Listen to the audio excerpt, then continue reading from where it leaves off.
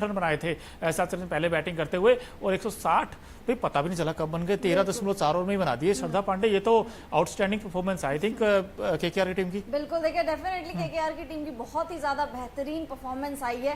कहीं ना कहीं बोलना पड़ेगा कि एसआरएच बहुत कम टोटल बना पाई इस मैदान में, जहां पर हम प्रिडिक्शन दे रहे थे कि 180, 190, इवन 200 तक भी लोगों ने प्रिडिक्ट किया था। उस मैदान पे अगर आप 160 का टारगेट सामने वाली टीम जो कि केकेआर है, जहां पे आपको पता है सिर्फ फिल सॉल्ट नहीं है, अदरवाइज उनकी पूरी ताकत वैसी की वैसी है, उस मैदान में अगर आप 160 का टारगेट सामने वाली टीम को दोगे तो होगा तो ऐसा ही कि 13.4 ओवर में मुकाबला चेज कर लिया केकेआर ने और पहुंच गई भैया फाइनल्स में पहुंच गई। अब केकेआर वेट करेगी कि उनके साथ फाइनल मुकाबला 26 तारीख को कौन खेलेगा। बिल्कुल वेट करेगी फाइनल कौन खेलेगा, लेकिन जैसा परफॉर्मेंस वो करती आई अब तक भाई मानना पड़ेगा कहीं ना कहीं कोई भी आए अब तो वो खिताब जीत ही लेगी जैसे उन्होंने परफॉर्मेंस दी है अब तक। अब अगर इस मैच को देखा जाए थोड़ा सा बारीकी से, भाई इस मैच में हुआ क्या क्या था। एसआरएच की टीम ने पहले बैटिंग करने का फैसला किया और वहां पर 159 पर ऑल आउट हो गई। अब इस स्कोर कार्ड अगर देखें, ट्रेविस हेड आते ही आउट हो गए 0 पर, और उसके बाद अभिषेक शर्मा से बड़ी उम्मीदें थी, लेकिन दोनों ओपनर जो इनकी ताकत थी वही आज इनकी कमजोरी बन गई। दोनों के दोनों प्लेयर जल्दी जल्दी आउट हो गए। ट्रेविस हेड हम आपको दिखा रहे हैं, सिर्फ 2 गेंदें खेली, सिर्फ 2 गेंदें, खाता भी नहीं खोल पाए। उसके बाद अभिषेक 3 रन बनाए, नीतीश रेड्डी 9 बनाए, शहबाज अहमद 0। इसके अलावा एक ऐसा खिलाड़ी जिनका नाम है राहुल त्रिपाठी। अब राहुल त्रिपाठी ने ऐसी बैटिंग की है भाई, उनकी बैटिंग देखकर बड़ा मजा आया। हालांकि वो रन आउट हो गए अनफॉर्चुनेटली, बट उन्होंने 55 बनाए 35 बॉल्स में।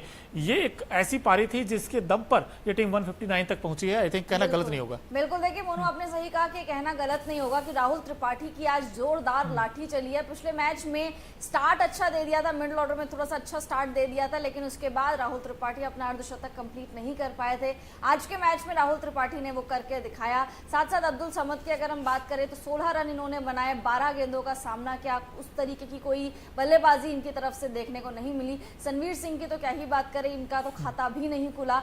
गोल्डन डक का ये शिकार हो गए थे सनवीर सिंह, थोड़ा सा अननेसेसरी लगा कि उनको खिलाना। शहबाज अहमद की बात करें तो भैया इन्होंने भी कुछ ज्यादा कमाल नहीं करा है। बेसिकली बैटिंग ऑर्डर काफी ज्यादा कोलैप्स होता हुआ नजर आया मोनू, क्योंकि स्टार्टिंग में हमने देखा था कि अभिषेक शर्मा और ट्रेविस हेड दोनों के दोनों का खाता बहुत ही ज्यादा कम रन पे रन बॉल ये खेल रहे थे और मतलब जल्दी आउट हो गए थे, सस्ते में निपट गए थे। उसके बाद नीचे से पूरी टीम कोलैप्स हो गई थी और जैसे हम लोग बोलते ही हैं कि इनकी पूरी ताकत इनके ओपनर्स पे, अगर ओपनर्स नहीं चलते तो ये पूरा कोलैप्स कर जाती है। और ऐसा पहली बार हुआ आईपीएल 2024 में कि ये टीम डिफेंड करते हुए यानी पहले बैटिंग करते हुए ये टीम ऑल आउट हो गई हो, तो बहुत शर्म की बात है एसआरएच। बिल्कुल एसआरएच के लिए कंसर्न है अब कहीं ना कहीं। हालांकि उनको मौका एक और मिलेगा दोस्तों, ऐसा नहीं कि उन्होंने अभी वो बाहर हो गई टूर्नामेंट से, लेकिन कहीं ना कहीं उन्हें अपने अंदर झांक के देखना होगा। भाई जिस दिन हमारा ओपनिंग चलती है तब तो ठीक है, लेकिन जिस दिन ओपनिंग नहीं चली है तो शुक्र कीजिए कि राहुल त्रिपाठी ने अच्छी नॉक खेल दी 55 की। आई थिंक क्लासन से बड़ी उम्मीदें थी, लेकिन क्लासन को अच्छा स्टार्ट मिल गया था, 32 बना चुके थे वो, लेकिन वो भी अपना विकेट गंवा गए।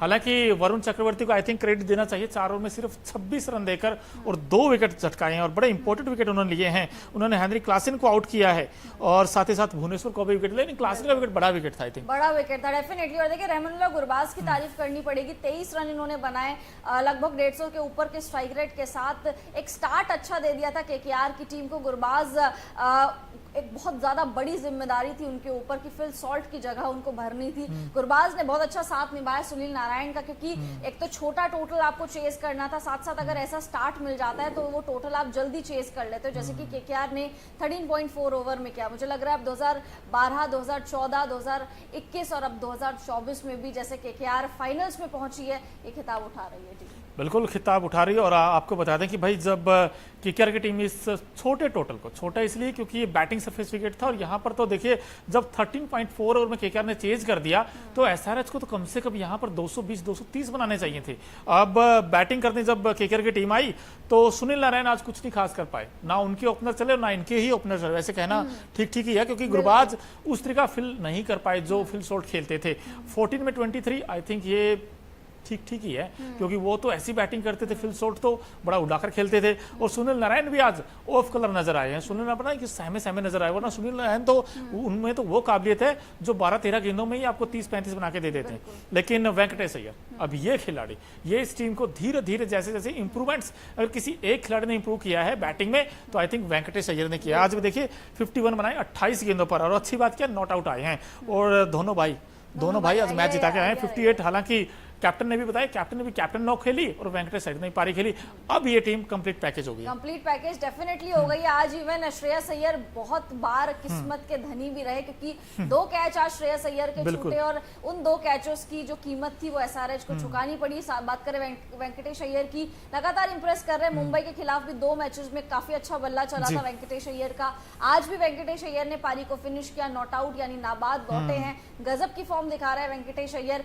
कभी उनको श्रेयस अय्यर से ऊपर भेजा जाता है, कभी उनको श्रेयस अय्यर से नीचे भेजा जाता है। आज आंद्रे रसल, रिंकू सिंह, इनकी जरूरत ही नहीं पड़ी क्योंकि टोटल बहुत ही ज्यादा छोटा था। मुझे लगता है एसआरएच को थोड़ा सा अब अपनी बल्लेबाजी पे ध्यान देना पड़ेगा कि अगर आपके पास कभी अभिषेक शर्मा या फिर ट्रेविस हेड नहीं चले, उसके बाद नीचे से कौन सा ऐसा बल्लेबाज है जो आपके लिए रन्स बना के दे। हेनरिक क्लासन स्टार्ट अच्छा दे देते हैं बट उसको बड़ी पारी में तब्दील नहीं कर पाते, थोड़ा सा नीचे भी आते हैं। बट अगर आपके ओपनर्स नहीं चले फिर आपके लिए कौन वो डिलीवर करके देगा, कौन मतलब बड़ी पारी खेलेगा, वो मुझे लग रहा है एसआरएच को देखना पड़ेगा। बट आई थिंक मुझे ये भी लगता है श्रद्धा पांडे और जितने लोग इस वक्त आप जुड़े हैं, आप भी बताइए दोस्तों, मुझे लगता है एक ही प्लान था एसआरएच के, प्लान 2 नहीं था। प्लान 2 का मतलब ये था कि जब भुवनेश्वर को विकेट नहीं मिले, पैट कमिंस को विकेट नहीं मिले, और पैट कमिंस के तो मैं आंकड़े देख रहा हूँ, वो भाई 3 ओवर में 28 रन दे दिए इसने, जो फ्रंट लाइन गेंदबाज है आपके। स्पिन डिपार्टमेंट फिर वही समस्या है इनके पास। भाई आज मयंक मार्कंडे क्यों नहीं थे? आज के मैच में मयंक मार्कंडे का होना बहुत इंपॉर्टेंट था, क्योंकि वरुण चक्रवर्ती जब एक एंड से विकेट ले रहे थे तो वरुण कहीं मयंक मार्कंडे ने मिस किया और उनकी जगह ट्रेविस हेड बॉलिंग करने आए। अब ट्रेविस हेड ने 1.4 ओवर में कितने दिए हैं? 32 रन दोस्तों, 32 रन सिर्फ 10 गेंदों पर। अब बताइए, वो स्पिन डिपार्टमेंट बहुत ही वीक था, डेफिनेटली बहुत ज्यादा वीक था। आप सोचिए कि आपको पार्ट टाइमर के पास जाना पड़ रहा है, ट्रेविस हेड से आपको गेंदबाजी करवानी पड़ रही है। जैसे कि आपने बोला कि मयंक मार्कंडे को क्यों नहीं आपने दिया, इनकी गेंदबाजी हमेशा से ही वीक रही है इस पूरा सीजन। ये होता था कि बल्लेबाज इतने ज्यादा रन्स बना लेते थे कि गेंदबाजी पे किसी का ध्यान नहीं पड़ता था, लेकिन अब पड़ेगा, क्योंकि आप इतना आगे पहुंच के आप यहाँ से वापस नहीं जा सकते। इतना आगे पहुंच के आपको ट्रॉफी उठानी चाहिए। पैट कमिंस ने डेफिनेटली बोल्ड डिसीजंस लिए हैं, पैट कमिंस ने बहुत अच्छी कप्तानी करी है। आज तो अच्छी तरीके से रोटेट भी करा है, लेकिन मुझे लग रहा है कि थोड़ा सा बल्लेबाजी में, और बल्लेबाजी में यूं कि भाई अगर ओपनर्स आउट हो जाएंगे तो नीचे से कौन है, और गेंदबाजी में आपको डेफिनेटली बहुत ध्यान देना पड़ेगा। बट कहीं ना कहीं हमने बहुत बार ये सवाल पूछा था, प्री मैच शो में भी आपसे पूछा था कि भाई स्पिन डिपार्टमेंट किसका स्ट्रांग है और किसका वीक है। तो हर किसी ने बार बार कहा था, और इनफैक्ट आपने तो बड़ा अच्छे से कहा था कि एसआरएच की जो एक वीक लिंक है वो उनका स्पिन डिपार्टमेंट है। लेकिन देखिए आज स्पिन डिपार्टमेंट उनके पास वैसा था नहीं। जो विकेट टेकिंग एबिलिटी होती है ना किसी गेंदबाज में, वो मुझे लगता है मयंक मार्कंडे में थी, लेकिन मयंक मार्कंडे का आज मौका नहीं मिला।